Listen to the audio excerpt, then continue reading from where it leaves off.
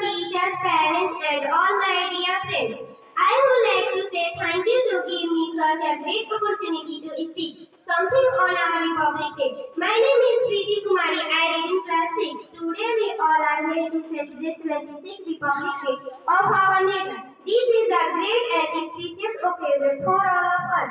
We should greet each and pray to God for the development and prosperity of our nation. We celebrate Republic Day in India every year on 26th of January.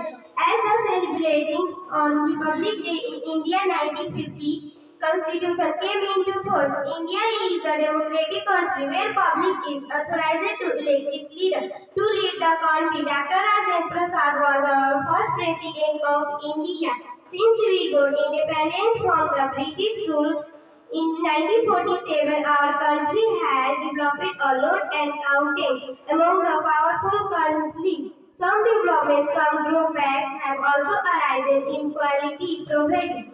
Unemployment, corruption, illiteracy, etc. We need to take care our country for solving such problems in the society to make our country a best country of the world. Wishing you all a very happy Republic Day. Let us move forward together to create a brighter and a stronger India. Thank you. Jai Hind, Jai Bharat. Long live the Republic of India.